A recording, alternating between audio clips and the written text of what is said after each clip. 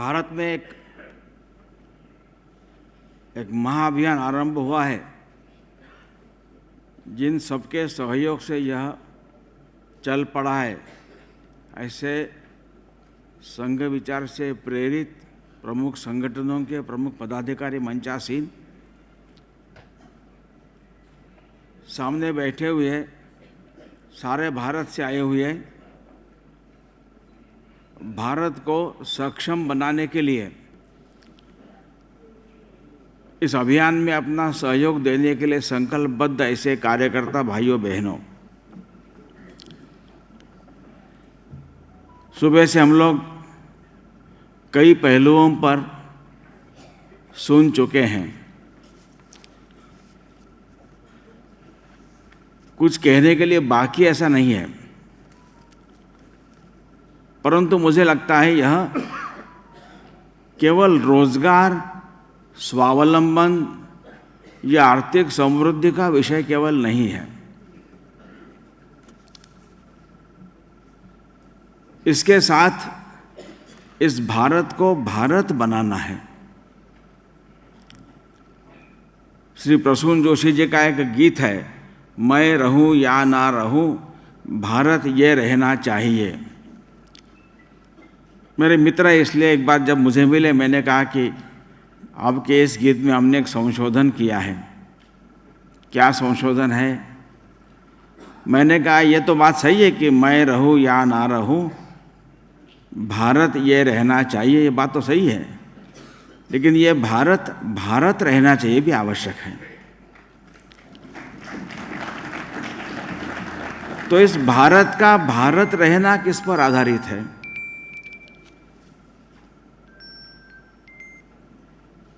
तो पहली बात है, भारत को एक विशिष्ट पहचान दुनिया में जिस कारण मिली है वो भारत की जीवन दृष्टि है, व्यू ऑफ लाइफ है, दैट इज यूनिक।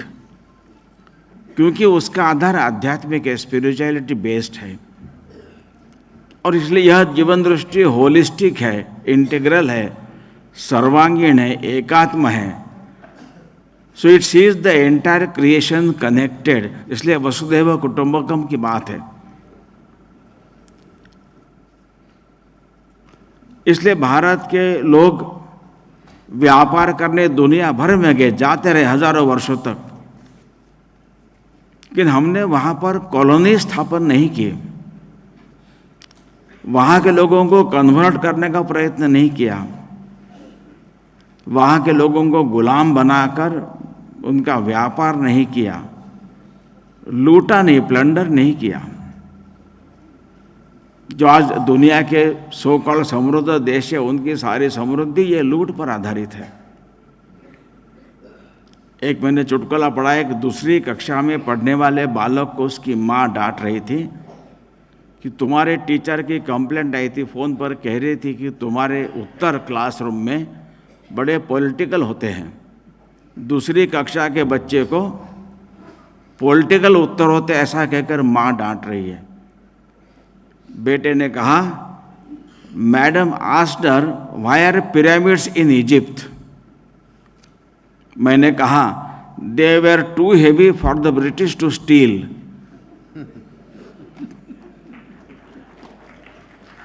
अब ऐसा भारत ने नहीं किया है, कारण भारत का विचार है, सारे दुनिया को अपना मानने वाला है।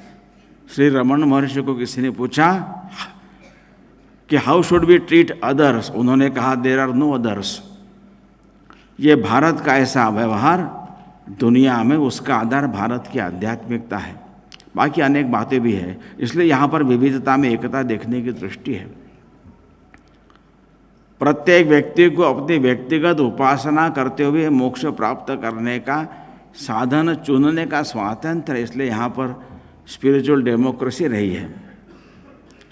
दूसरे भारत के जो यूनिकनेस है, वो Bharat was never welfare state, राज्याधारित समाज भारत कभी रहा नहीं है। रविन्द्रनाथ टैगोर का स्वदेशी समाज नाम का ऐसे वो कहते हैं कि वह समाज जो अपनी आवश्यकताओं के लिए राज्य पर कम से कम डिपेंडेंट होता है, वह स्वदेशी समाज है।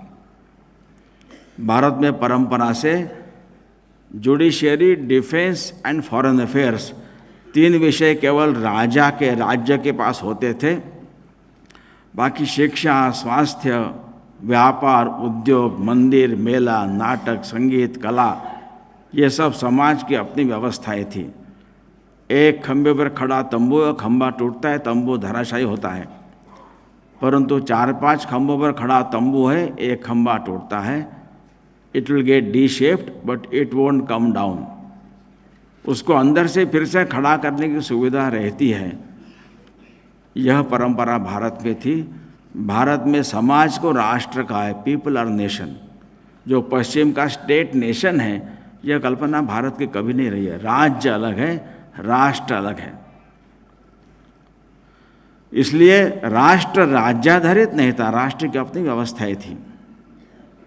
ये सारी व्यवस्थाएं चलाने के लिए राजकीय कोष से धन नहीं आता था, यह भारत की परंपरा थी। इसलिए राजा पराजित हुए, परकीयों का राज्य आया, परंतु राष्ट्र हमेशा अपराजित रहा है। और फिर से राष्ट्रीय चेतना जगाकर स्वराज्य प्राप्त हम करते रहे। इसलिए हजारों वर्षों का एक कंटिन्यूम यहाँ देखने को मिलता है। ये भारत होने की विशेषता है। और तीसरी खास बात जिस पर मैं अधिक स्ट्रेस देना चाहता हूँ वह है भारत में आध्यात्मिक साधना, आध्यात्मिक उन्नति और भौतिक समृद्धि दोनों को समान महत्व दिया है। भौतिक समृद्धि के लिए आवश्यक कोई चार्टर्ड अकाउंटेंट है, कोई डॉक्टर है, कोई इंजीनियर है, कोई साइंटिस्ट है, कोई वकील है, ऐसे अनेक प्रकार के यहाँ पर MBA करते हैं, बाकी सारा करते हैं। इन सब को हमारे यहाँ शास्त्रों में अविद्या कहा है, जो खराब नहीं, नेगेटिव नहीं है, वो आवश्यक है। और आध्यात्मिक उन्नति साधने वाले को विद्या कहा है। इसलिए हमारे यहाँ कहा गया है सा विद्या या विमुक्तये। और ईशावास्य उपनिषद का 9वां श्लोक है, वो कहते हैं अंधम तमः प्रविशन्ति ये अविद्याम उपासते। जो केवल अविद्या की उपासना करते हैं वे अंधकार में प्रवेश करते हैं। उसकी अगली पंक्ति है और जो केवल विद्या में रत रहते हैं वे और गहरे अंधकार में प्रवेश करते हैं। और 11वां श्लोक है विद्याम च अविद्याम च यहाँ तद उभयम वेदः।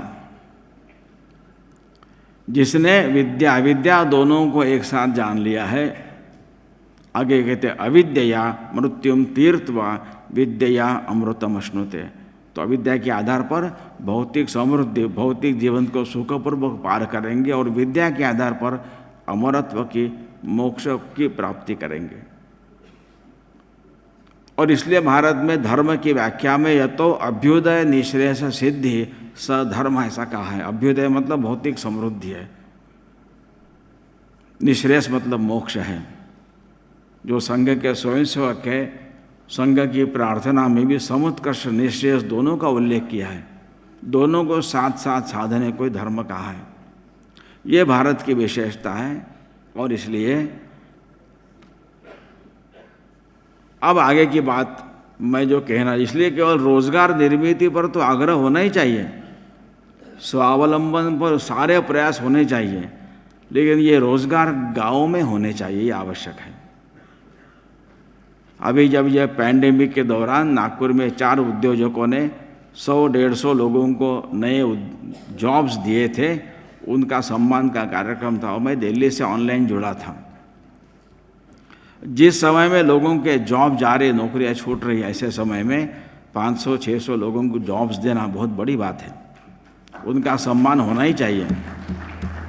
लेकिन मुझे विचार ऐसा आया कि मैंने बोलते बोलते ऐसा कहा, हो सकता है 600 लोगों को जॉब के लिए अपने गांव से नागपुर आना पड़ा हो। क्या ये संभव था? ये रोजगार उनके गांव में ही निर्माण कर सकते थे हम। इस दिशा में बढ़ना चाहिए। रविन्द्रनाथ टैगोर ने गांव के बारे में और शहर केंद्रित विचार के बारे में जो स्वदेशी समाज में लिखा है, बहुत महत्व का। ये 1906 का उनका लेखन है, फिर भी कितना आज के लिए भी वो रिलेवेंट है, ध्यान में आता है। मैं थोड़ा पढ़ूंगा उसको। वे कहते हैं, किसी जमाने में भारतीय समाज मुख्य रूप से ग्रामीण था। इस घनिष्ठ ग्राम समाज में व्यक्तिगत संपत्ति का सामाजिक संपत्ति के साथ सामंजस्य बना हुआ था। लोकमत इतना प्रभावशाली था कि धनिक वर्ग धन को केवल अपने निजी उपभोग के लिए इस्तेमाल करने में कतराते थे, लज्जित होते थे। समाज अगर उनके द्वारा की हुई मदद को स्वीकार करता तो वे स्वयं को कृतार्थ मानते थे। अंग्रेजी में जिसे चैरिटी कहा जाता है वो इससे बिल्कुल अलग है। धनिकों का ध्यान भी निर्धनों की आवश्यकताओं की ओर ही रहता था। समाज में अपनी साख बनाए रखने के लिए धनिकों को अप्रत्यक्ष रूप से काफ़ी धन व्यय करना पड़ता था। शुद्ध पेयजल, देवालय, वैद्य और पंडित, यात्रा, संगीत, कथा आदि के संरक्षण हेतु धन राजकीय कोष में से नहीं बल्कि लोगों की निजी संपत्ति के समाजोन्मुख प्रवाह में से धन की आपूर्ति की जाती थी। यहाँ स्वेच्छा और समाज की इच्छा का समन्वय होता था। यह आदान प्रदान किसी राजकीय आदेश के तहत नहीं बल्कि मनुष्य की स्वयं की इच्छा से प्रेरित रहता था। इसे धर्म माना जाता था। धर्म मतलब समाज को लौटाना, वापिस करना है। चैरिटी अलग है, ऐसा टैगोर कहते हैं, जिसका उद्देश्य केवल नियमों का बाह्य पालन करने वाला हासिल करने वाला फल नहीं बल्कि व्यक्ति के आंतरिक उत्कर्ष में निहित था। आगे लिखते हैं, यूरोपीय सभ्यता ने प्रारंभ से ही नगरों में बसने का मार्ग ढूंढ निकाला था। अब नगर केंद्रित विकास होने से क्या होता है, 1906 में वो लिखते हैं, नगरों में मनुष्य को सुख सुविधाएं तो प्राप्त होती है पर मानवीय संबंधों में दूरी आ जाती है। नगर बड़े होते हैं, वहाँ लोग बिखरे रहते हैं। व्यक्ति अपनी निजता की आज़ादी को लेकर ज़्यादा सचेत रहता है। समाज स्पर्धा जीतने के तनाव में उलझा रहता है। वहाँ का ऐश्वर्य धनी और निर्धन वर्गों के बीच के विभाजन को और बढ़ाता है और चैरिटीज द्वारा तमाम साधन किए जाते हैं। उसमें न ही भावनात्मक आश्वासन होता है न ही सम्मान। धन के अधिकारी और धन के वाहन, इन दोनों में एक आर्थिक संबंध होता है, इसलिए उनके सामाजिक संबंध टूटे बिखरे होते या फिर विकृत। अब इसी अवस्था में यांत्रिक युग की शुरुआत हुई। अधिक से अधिक लाभ का लोभ इंसानों पर अपना मकड़ जाल फैलाने लगा और मनुष्य और मुनाफा कमाने की महामारी सारे जगत में फैल गई। ये शहरीकरण का वर्णन दिया है। इसलिए गांव में केवल खेती होती है, इस विचार पर खेती के साथ साथ अनेक उद्योग भी अगर शुरू हो सकते हैं उसका विचार करना चाहिए।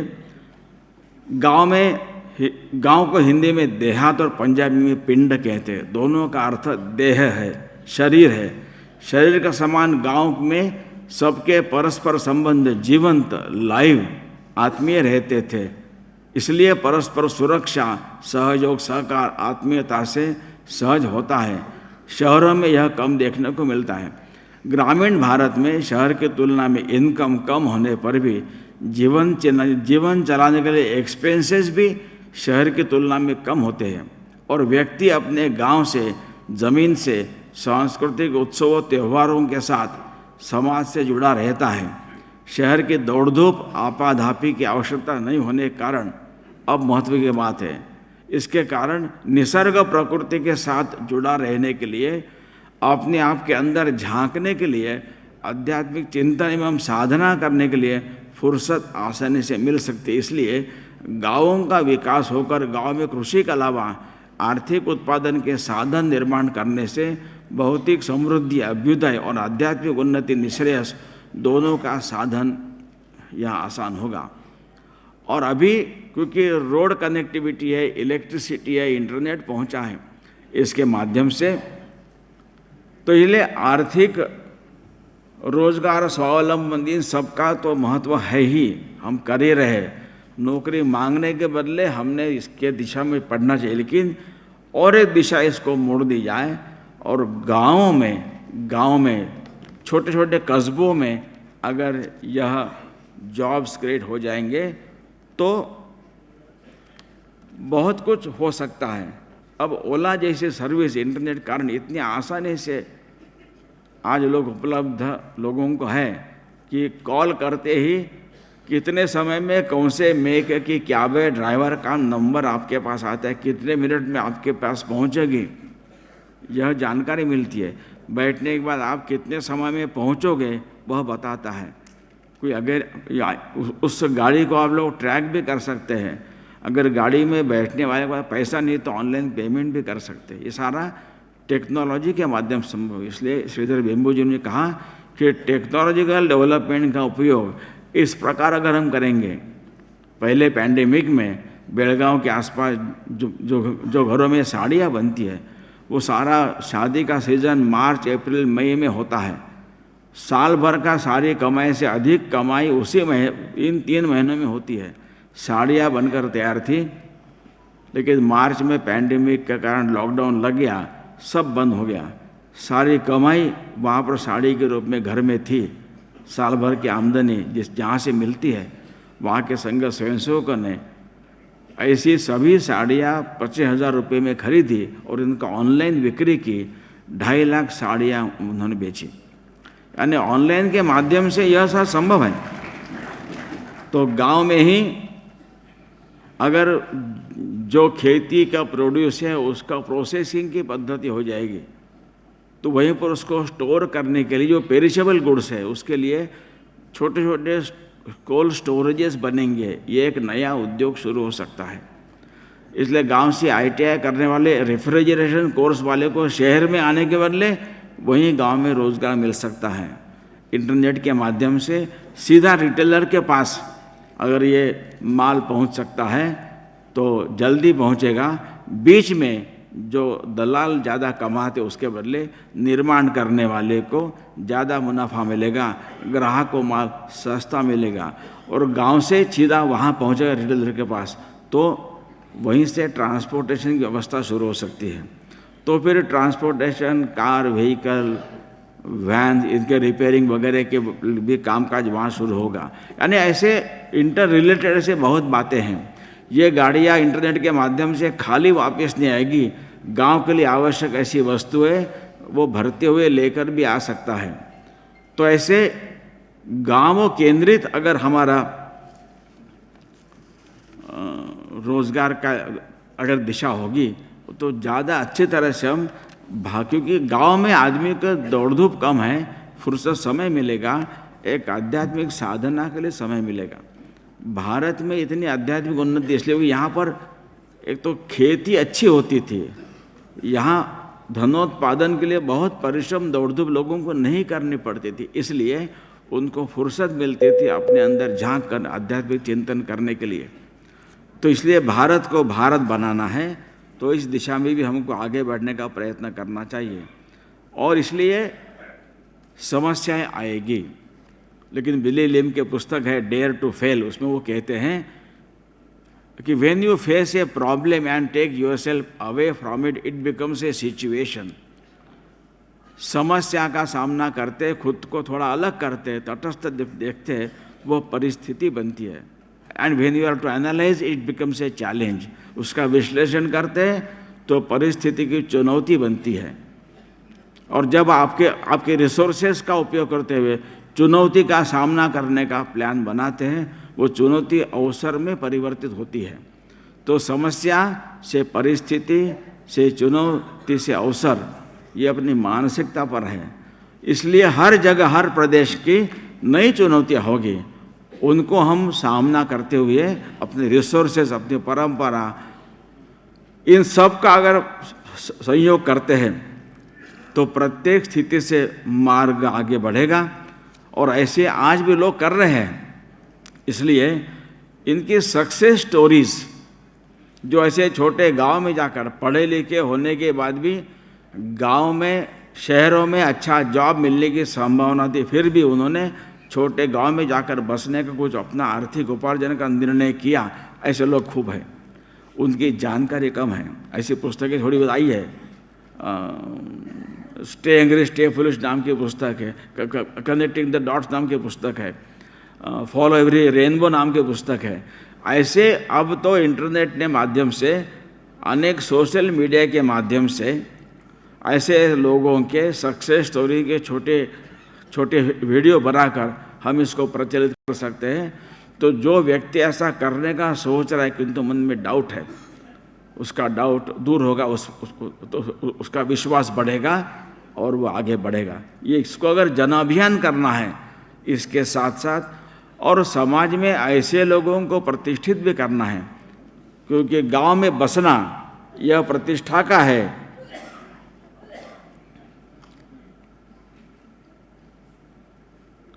गांव में जाकर बसने का रास्ता प्रगति का, प्रतिष्ठा का, समृद्धि का, प्रकृति से जुड़े रहने का, शांति का और आध्यात्मिक उन्नति का मार्ग है। ऐसे नए मानदंड निर्माण होंगे।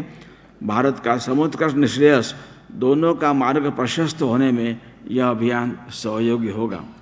इसलिए फिर अनेक कार्यक्रमों में, स्कूल के गैदरिंग में, अनेक जगह पर जिनको प्रमुख अतिथि बुलाते हैं या अध्यक्ष बुलाते हैं, तो ऐसे लोगों को बुलाना चाहिए, तो उनकी जानकारी मिलेगी, उनको प्रतिष्ठा मिलेगी। ऐसे लोगों को सार्वजनिक कार्यक्रम में, जाति के संगठनों में, वहाँ के लोकल संगठनों में, रोटरी लायंस क्लब के माध्यम से भी ऐसे लोगों को सम्मानित करना चाहिए। जैसे भी बात आई, नई मेरिट लिस्ट की बात आई, जिन्होंने अधिक लोगों को रोजगार दिया है वो मेरिट में है वगैरह, एक नए मानदंड खड़े करेंगे तो धीरे धीरे यह अभियान एक ज़बरदस्त अच्छी मात्रा में चल पड़ेगा। और आज दुनिया भारत को भारत के नाते खड़ा होना चाहती है, क्योंकि अब कम्युनिकेशन के माध्यम से संचार संवाद दोनों के लिए दुनिया इतनी छोटी हुई है कि with all the diversities of ethnicity, religions and languages, और मर्यादित संसाधन पृथ्वी पर है, इसको लेकर लंबे समय तक इस सारी मानवता को एक साथ संवाद से, समृद्धि से, शांतिपूर्ण जीवन जीना है। वो मार्ग ढूंढ रहे हैं। ये मार्ग भारत के पास ही है, क्योंकि भारत के पास ऐसी फिलॉसफी है, भारत की ऐसी हिस्ट्री रही है, भारत के पास इसका अनुभव है। इसलिए भारत को भारत के नाते खड़ा करने में यह वैश्विक, तो विश्व कल्याण के लिए भी आवश्यक है। इसलिए संघ के पहले रैंकिंग प्रचारक दादाराव परमार्थ, वो संघ की बात एकदम आधे ट्वीट में उन्होंने कह दी थी। उन्होंने कहा था कि RSS is the evolution of the life mission of this Hindu nation. इस हिंदू राष्ट्र का जो लाइफ मिशन है उसके लिए भारत को तैयार करना। तो इस भारत का वैश्विक मिशन के लिए भारत को तैयार करने में, भारत के नाते खड़ा करने में यह अपना स्वदेशी, स्वावलंबी, रोजगार वाला अभियान अत्यंत कारणीभूत होगा, सिद्ध होगा, ऐसा मुझे विश्वास है। इस दिशा में हम लोग चल पड़े हैं। कुछ ही दिनों में यह एक आंदोलन का रूप लेगा और भारत व्यापी नहीं तो दुनिया भर में इसकी चर्चा होगी, और दुनिया यह चाहती है। इसलिए इस यात्रा में जो लोग संकल्पबद्ध होकर चल पड़े, उन सब के लिए मैं हार्दिक शुभेच्छा देता हूँ।